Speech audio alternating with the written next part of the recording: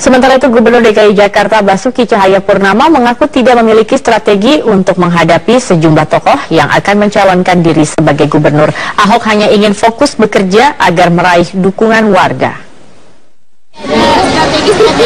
Apanya? Enggak, kerja aja, nggak usah pusing. Kalau kamu kerja bagus, rakyat yang waras juga pilih kok. Mantan Menteri Pemuda dan Olahraga Adi Aksa Daud didaulat sekelompok warga Jakarta sebagai calon gubernur DKI Jakarta. Adi Aksa mengaku siap menerima amanah untuk bertarung melawan kandidat petahana Basuki Cahayapurnama. Dukungan pencalonan Adi Aksa Daud sebagai gubernur DKI Jakarta disampaikan elemen masyarakat yang menamakan diri Forum Peduli Jakarta. Sejumlah tokoh dan artis juga hadir dalam aksi dukungan ini, seperti mantan Menteri Perdagangan Rahmat Gobel, mantan Menteri Pertanian Suswono, anggota fraksi PAN DPR Catur Sabto Edi, Hendarji Supandi, dan politisi Gerindra Ahmad Riza Patria. Adi Aksa mengaku belum memutuskan apakah akan menggunakan jalur partai atau maju melalui jalur independen. Namun Adi Aksa menegaskan akan senang hati mundur sebagai calon gubernur jika ada calon yang lebih baik dari dirinya. Adi Aksa juga meminta tim pendukungnya untuk menggunakan cara yang beretika untuk meraih dukungan warga Jakarta. Tapi jangan coba-coba menjelek-jelekan yang sedang berkuasa. Tidak boleh, itu pantangan bagi saya. Menjelek-jelekan Pak Ahok hanya untuk sekedar saya maju, tidak boleh pada tim saya. Kalau ada seperti itu berarti bukan tim saya, bukan tim kedaulatan. Karena kami tidak menjelek-jelekan. Pak Ahok, saya menganggap beliau melakukan terobosan-terobosan, ya, good governance, oke, ya kan. Cuma komunikasi ini penting. Bagaimanapun juga harus ada komunikasi yang terjalin antara legislatif dengan eksekutif. Juga dengan yang akan menimbulkan kemesraan. Barangkali di situ aja yang perlu kita tambahkan. Jadi saya kira itu motivasinya.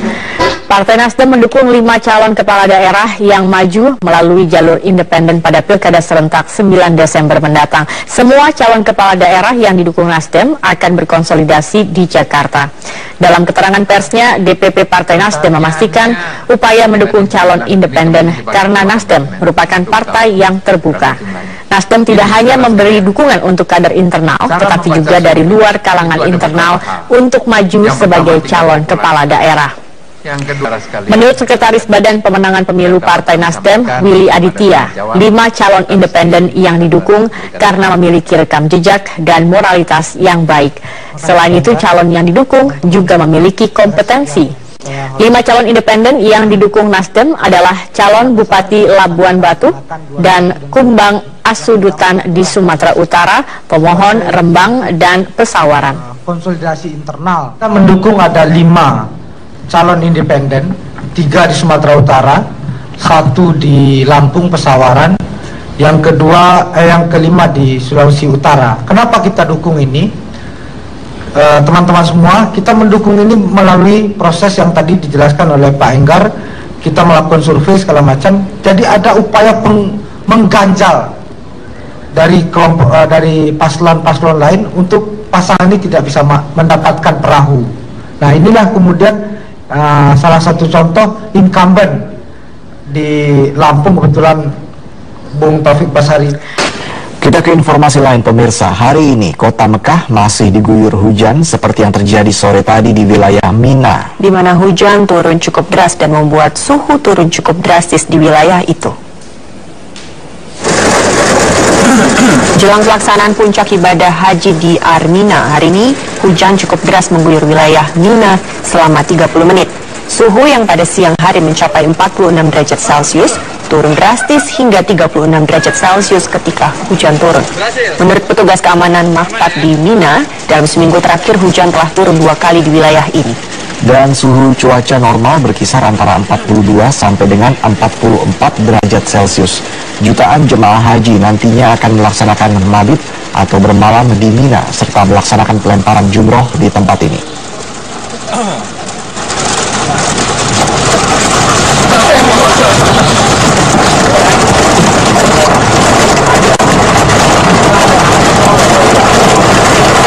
Menjelang puncak haji, ratusan tenda sudah dipasang di Padang Arafah untuk persiapan jamaah calon haji menunaikan salah satu rukun haji yaitu wukuf.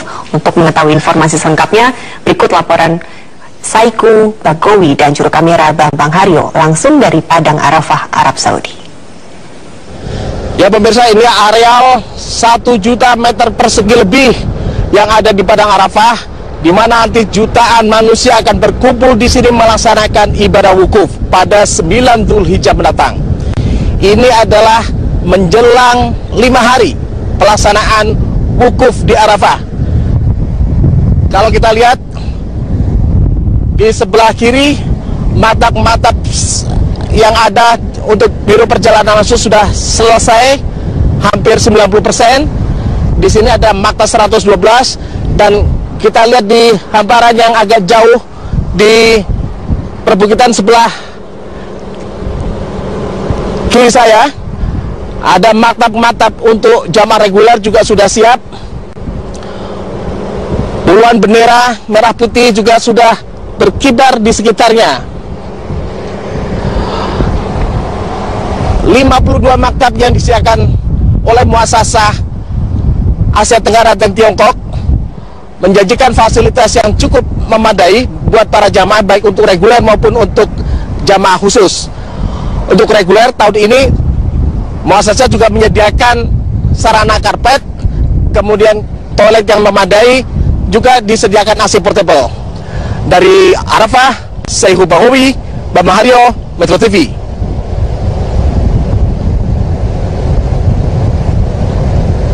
Jemaah calon haji asal Aceh patut berbahagia. Pasalnya setiap tahun selalu mendapatkan uang tambahan dari pemerintah Arab Saudi. Dari pengelolaan tanah wakaf yang diberikan oleh seorang warga Aceh, tahun ini masing-masing jemaah haji asal Aceh mendapatkan uang sebesar 1.200 rial atau sekitar 5 juta rupiah. Jemaah haji Indonesia yang berangkat dari embarkasi Banda Aceh mendapatkan uang hasil pengelolaan wakaf masing-masing senilai 1.200 rial. Pengelola wakaf Dr. Abdul Latif Batu menyerahkan uang wakaf tersebut pada Sabtu sore waktu Arab Saudi, disaksikan Gubernur Aceh Zaini Abdullah. Uang sebesar 1.200 rial itu merupakan hasil pengelolaan wakaf orang kaya Aceh bernama Habib Buja Al-Ashi yang memakafkan tanahnya untuk dikelola pemerintah Arab Saudi sekitar 100 tahun lalu. Habib Buja Al-Ashi mengharapkan hasil wakaf tersebut bisa dimanfaatkan warga Aceh yang berangkat ke Tanah Suci. Kami senang sebagai jamaah dari Aceh karena kami merasa darah yang mengalir dari tubuh kami ini darah yang bagus. Kenapa? Karena bantuan yang diberikan ini tentu dari orang bagus pula kan. Jadi kami mohon juga kepada generasi kami nanti, anak-anak kami, semoga juga punya rasa untuk berbagi ya. Wakaf Buja Al-Ashi merupakan penginapan di sekitar Masjidil Haram. Namun karena masjid itu diperluas, maka kini dibangun hotel baru yang diperkirakan selesai tahun 2017. Sambil menunggu bangunan tersebut selesai, maka jemaah haji asal Aceh mendapatkan kompensasi uang sebesar 1.200 rial. Tiap tahun jumlahnya berubah sesuai dengan hasil pengelolaan wakaf. Dari Arab Saudi, Prihadi, Teguh Abdul Jabar, Metro TV. Kita ke informasi lain, pemirsa. Kementerian Riset Teknologi dan Pendidikan Tinggi belum memberikan sanksi hukum kepada Yayasan Aldia Nusantara. Yayasan ini nekat menggelar acara wisuda 1.200 wisudawan, padahal yayasan tersebut tidak mengantongi izin dari Kemendikti.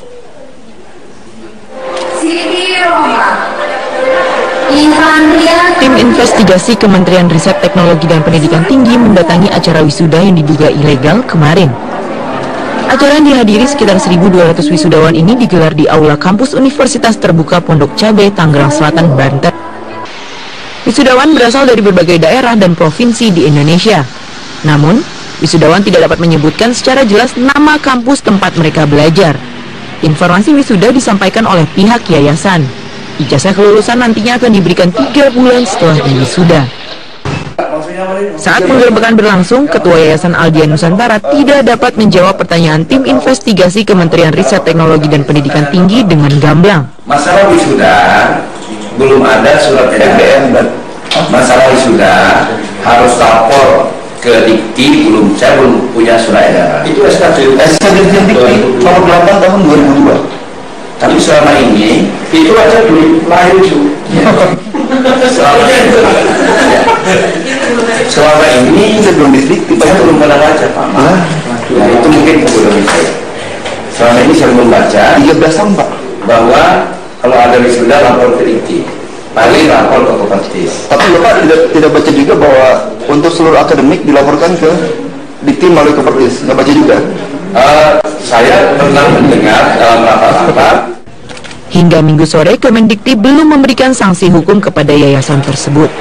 Yayasan Aldiana yang menyelenggarakan wisuda ini sudah kami panggil, kemudian beliau mengakui bahwa ini ilegal, ya, mahasiswanya juga diakui tidak melakukan proses pembelajaran yang benar. Dalam wisuda yang dilakukan Sabtu siang, ada 4 kampus yang dinyatakan ilegal oleh Kemendikti, yaitu STKIP Suluh Bangsa, STP Telematika, STIP Tangerang Raya, dan STIE Ganesa.